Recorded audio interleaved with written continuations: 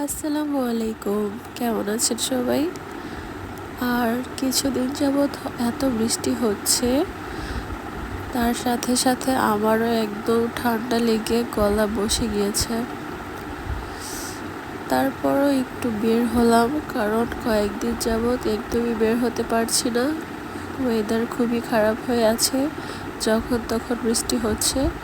আমি দিনকে বলছিলাম চলো আজকে একটু বাইরে যাব, আমাকে ফুচকা খাওয়াবে, দূরে কোথাও যাব। পরে আমরা একটা রিক্সা নিয়ে নেই। রিক্সাটা নিয়ে নিয়েছিলাম ওয়ারির দিকে। আর ওয়ারি আমরা যেতে পারিনি, ওদিকে কোনো একটা কারণে অটোরিক্সা ঢুকতে দিচ্ছিল না। তারপর আমরা টিকাটুলির এদিকেই নেমে যাই, এবং এখানে নেমে যাওয়ার পরে একটা দোকানে ফুচকা দেখতে পাই, আর সেখানে আমরা বসে পড়ি। আর এই তো ফুচকা নিয়ে নেই। ফুচকা খেয়ে দিন বিল দিয়ে দিচ্ছিল। পরে ভাবলাম যেহেতু মার্কেট এরিয়া এসে পড়েছি, একটু মার্কেটের ভিতরে ঢুকি। তো এমনি জাস্ট আমরা দেখছিলাম কিছু ড্রেস, আর সেখানে আমার দু একটা ড্রেস ভালো লাগলো সুতির মধ্যে।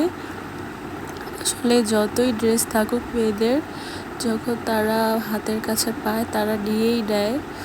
তারপর আমরা এখান থেকে কিছু ড্রেস কেনাকাটা করে বের হয়ে যাই।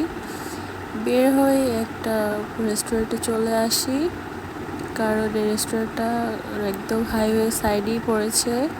তো এখানে আসাটা খুবই ইজি, যেহেতু বাইরে ওয়েদারটা বেশি একটা ভালো না। তারপরে এখানে এসে টুকটাক খাওয়া দাওয়া করি, এবং আমাদের প্ল্যান ছিল নেক্সট ডে বড় আপুর বাসায় যাওয়ার। তাই এখান থেকে আমরা কিছুটা টুকটাক কেনাকাটা করে চলে যাই আপুর বাসায়। আর বাসায় যাওয়ার আগে আমি মেহেদি পাতাগুলো দেখি, খুবই সুন্দর, আমি কিছুটা নিয়ে নেই।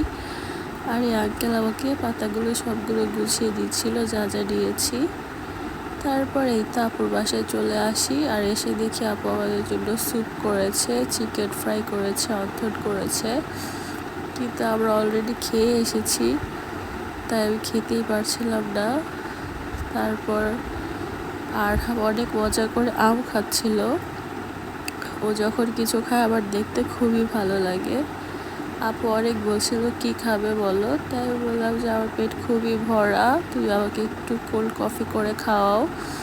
আবার ঠান্ডা লেগেছে, কিন্তু আপুর কোল্ড কফিটা এত ভালো লাগে আমার, সব কিছু পারফেক্ট হয়, ব্যালেন্স করে দেয়। তারপর আপু সেই সাথে সাথেই কোল্ড কফি বানানো শুরু করে দেয়। আর এই তো বানানো শেষ, আপু দিচ্ছিল গ্লাসে ঠিকঠাক করে। আর আপু উপরে সুন্দর করে গার্নিশও করে দিচ্ছিল কফি দিয়ে। তারপর যখন কফিগুলো খেতে দেয়, সবাই টেস্ট করছিল, শুধু আমার ছেলেটা বাদে, ও খেতে চায় না।